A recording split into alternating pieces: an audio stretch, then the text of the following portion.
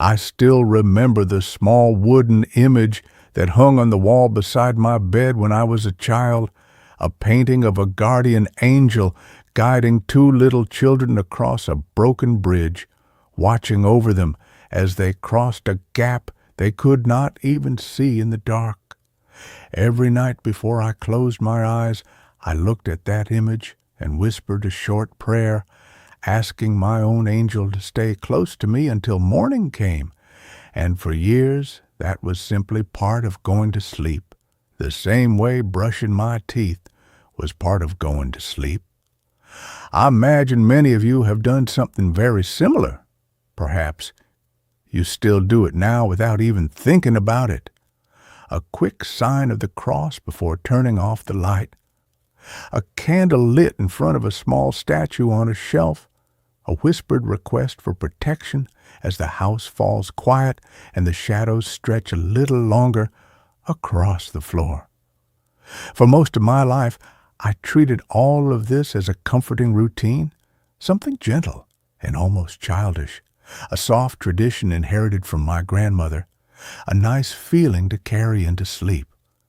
I never once stopped to ask myself what I was actually doing in that moment or who exactly was listening on the other side of that whispered request, standing somewhere in that room while I slept without a single worry in the world. There is another habit many Catholic families share, one that feels almost as automatic as breathing. At some point, almost every home I have ever been close to has had a small bottle of holy water near the door, or a blessed palm branch tucked behind a picture frame, or a crucifix placed above the entrance so that anyone walking in or out would pass beneath it. We do these things because our parents did them, and their parents did them before that, and somewhere along the way the reasons behind these habits faded into the background while the habits themselves remained. I want to ask you something honestly. When was the last time you thought about what that crucifix above your door is actually doing there? Not what it represents in a general sense, but what it is actually doing right now in that exact spot every single day. Most of us would struggle to answer that question, not because the answer is complicated, but because we were never taught to think of our homes as places where something is actively happening, where a quiet defense is constantly in motion around us, whether we notice it or not. It was only years later, while reading through the writings and recorded testimonies connected to Padre Gabriele Amorth, the exorcist who served the Diocese of Rome for decades and who faced thousands of cases involving the demonic, that something quietly shattered the comfortable picture I had carried since childhood. Buried inside his accounts, often mentioned almost as a side note compared to the more dramatic descriptions of possession and deliverance, there is a truth about angels in the home that almost nobody talks about anymore. It is a truth that was once central to the daily life of Christian families, something every household understood without needing to be reminded. And yet over the centuries it has been softened, sweetened, and slowly buried under sentimental images of small winged figures floating on clouds and greeting cards. The truth is this: the presence of an angel inside your home is not a metaphor, and it is not a pleasant story meant to comfort children at bedtime. It is one of the things the powers of darkness fear the most, because an angel standing guard inside a house represents something the enemy cannot simply walk past, cannot pretend is not there, and cannot quietly work around. For generations, the Church spoke openly about this reality as a working fact of spiritual life, not as poetry, and exorcists treated it the same way a soldier treats the presence of reinforcements nearby. Somewhere along the way, that knowledge was quietly set aside, replaced by decoration, until almost no one remembered what an angel in the home actually means. And that forgetting, I have come to believe, is exactly what the enemy wanted all along. When I first understood this, I felt a strange mixture of comfort and unease. Comfort because I was apparently never as alone as I had believed, and unease because I realized how carelessly I had treated something that serious people had once guarded with their whole lives. What I want to say to you clearly from the very beginning is this: the presence of a guardian angel in your home is not symbolic. It is not superstition, and it is not simply a ritual gesture left over from another century with no real effect today. It is a real spiritual power, active and present, directly connected to the authority of the church, to the faith of the people who live inside that home, and to the protection that God extends over every soul who calls on Him. It is not a decoration placed on a wall. It is closer to a deployment, something stationed in response to a request that may have been made long before you were even born. When a believer prays in a room, lights a blessed candle, places a crucifix above a doorway, or simply makes the sign of the cross before stepping outside into the day, something real happens in that space, something the spiritual world registers immediately, whether we feel it in that moment or not. This is not about emotion. It is about authority, about a line that is drawn the instant faith enters a space, a line angels are sent to defend, and a line demons are forced to respect, whether they want to or not. This is also where many people misunderstand the role of blessed objects in a home. The rosary hanging on a wall, the holy water near the door, the small statue on a shelf. It is not that these objects themselves contain some kind of trapped power, as if holding them were enough on their own. It is that these objects are tied to an act of faith, a moment when someone asks God for protection, and a priest, acting with the authority of the church, blessed that object as a sign and a channel of that request. Padre Amorth often pointed out that the demonic forces he encountered reacted strongly to these objects, not because of the material itself, but because of what that material represented, a request that had been made, a line that had been drawn, an authority that had been invoked and was still standing. A rosary left in a drawer and forgotten is not the same as a rosary that is prayed regularly, even if the object itself never changes. The difference is not in the beads. The difference is in the relationship that object represents, a relationship that either continues or quietly fades. For centuries, the Church has pointed to a passage from the Psalms describing how God commands His angels to guard the faithful in all their ways, to keep them safe wherever they travel, even lifting them up so they do not stumble on the path before them. Most people read a verse like that and picture something poetic, a nice thought to keep framed on a wall beside a photograph. But that is not what the verse is describing. It is describing an order, a command issued by God Himself, sending angels to specific people in specific places for a specific purpose, and that purpose is protection. The book of Tobit tells a similar story where the angel Raphael walks alongside a young man on a long and dangerous journey, guiding him through every step, protecting him from harm along the road, and eventually healing his father at the end of it all, not as a symbol of hope, but as an actual companion sent on an actual mission with an actual outcome. Later, in the Gospels, after Jesus faces temptation alone in the wilderness, it is angels who come to attend to him, quietly, once the battle has passed. None of these moments are described as feelings. They are described as events, as visits, as assignments carried out by real persons sent from heaven for real reasons. Padre Amorth often returned to this same point in his writings and interviews, explaining that one of the most common mistakes he encountered, even among devout Catholics, was treating the guardian angel as a kind of warm feeling rather than a real person sent by God with a real assignment. He described how many people who came to him for help, people who were suffering from confusion, fear, or attacks they could not explain, had spent years living as though they were completely alone in their own homes, never once speaking to or calling on the very presence that had been placed at their side since the day they were born. He explained that this confusion is exactly what allows so many people to go through life undefended in practice, even though they were never undefended in reality. It is not a feeling you are meant to have from time to time when you happen to remember it.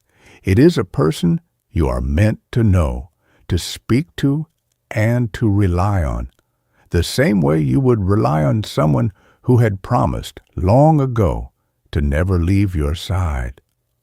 This is where the contrast becomes important, because the history of the Church is full of examples that show the difference between treating this presence as decoration and treating it as reality. In the earliest days of the people of God, when families in Egypt marked the doorposts of their homes before that long and terrible night, they were not following an empty custom for the sake of tradition alone. They were marking a boundary that the angel sent that night would recognize and respect, passing over the homes that bore that mark and entering the homes that did not. Centuries later, early Christian communities continued this same instinct, blessing the entrances of their homes, marking door frames with crosses, and treating the threshold of a house as a meaningful spiritual line rather than simply a piece of wood. In many traditions that still survive today, especially in certain Eastern Christian communities, homes are blessed once a year with holy water, room by room, with prayers asked specifically for protection over everyone who lives there and everyone who will ever enter. This is not treated as a quaint custom from the past. It is treated as a renewal, a kind of yearly reinforcement of something that needs to be kept active, the same way you would not expect a single meal to sustain you for an entire year. Centuries of saints add another layer to this picture. It is widely reported that Padre Pio spoke about his guardian angel as someone present and active in his daily life, someone he could ask for help with ordinary things, someone who would even carry messages or assist him in practical ways when language itself was not enough. He did not describe this as poetry. He described it as a working relationship, the same way you might describe a companion who walks beside you through every difficult task of the day. Long before him, the early monks who withdrew into the desert to pray spoke in similar terms about the spiritual beings that surrounded their small cells, some hostile and some protective, and they took both kinds of presence seriously, building their entire way of life around the understanding that the space around them was never empty, never neutral, and never simply theirs alone. This is not the way most people today think about their guardian angel, and that gap between the casual modern image and the serious historical reality that shaped centuries of Christian life is exactly the gap the enemy depends on. I want you to pause for a moment and imagine your own home the way Padre Amorth might have described it during one of his long nights of prayer and battle against the forces of darkness. Picture the front door of your house and imagine, just for a moment, that standing near it silent and unseen, there is a presence assigned specifically to that entrance, watching everyone who comes and goes, taking note of every word spoken as people pass beneath it. Now walk, in your mind, into the room where you sleep. Imagine that same kind of presence standing quietly near where you rest, not as a decoration, not as a story you were told as a child, but as a real guardian stationed there because someone in that house, maybe you, maybe someone long before you, called on God for protection and was heard. If you have children, imagine that presence standing closer still to where they sleep, more alert, more attentive, the way someone stands closer to the part of a building that needs the most care. Walk into the kitchen, the place where the family gathers and shares a meal, and imagine a quiet blessing resting over that table every time grace is said before eating, even if it has become rushed, even if it has become short. Now imagine that every act of faith inside that home, every prayer, every blessing, every quiet moment of trust placed in God strengthens that presence, gives it more reason and more authority to remain. And imagine, on the other hand, a home where none of this ever happens, where faith has quietly become something private, occasional, almost forgotten. The difference between those two homes is not emotional. It is structural. One is guarded. The other is simply quiet, and quiet is not the same as safe. Padre Amorth also spoke more than once about the difference he noticed between homes where a family still prayed together, even briefly, and homes where prayer had become something each person did alone, if at all, somewhere in private, almost in secret. He was careful to say this was not about appearances, not about how religious a family looked from the outside. It was about whether the home itself, as a shared space, was still being offered to God on a regular basis, out loud, together, even in something as simple as a short prayer before a meal or a decade of the rosary, said quickly before bed. A home that is offered in that way again and again becomes something different over time, not because the walls change, but because the space itself becomes part of an ongoing relationship rather than simply the backdrop for everyone's separate lives. A home that is never offered in that way remains in a sense unclaimed, not abandoned exactly, but never actively held either. And that distinction, Amorth suggested, matters far more than most people realize. Before I continue, I want to ask you something, because I believe your own experience matters here more than you might realize. If you have ever felt a strange sense of peace in a certain room of your home, especially after praying there, or if you have ever felt an unexplainable heaviness in a space where faith was absent, or where something painful once happened, I would genuinely like to know about it.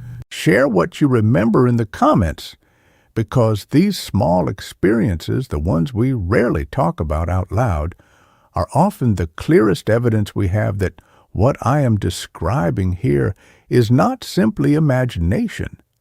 And if this is the kind of truth you want to keep hearing, the kind that the modern world has quietly buried, but that the church has never actually abandoned, take a moment now to like this video and subscribe to this channel, so that teachings like this one continue to reach you, because there is much more still to uncover.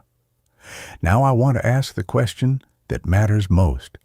Why would any of this be treated as a serious front in spiritual warfare?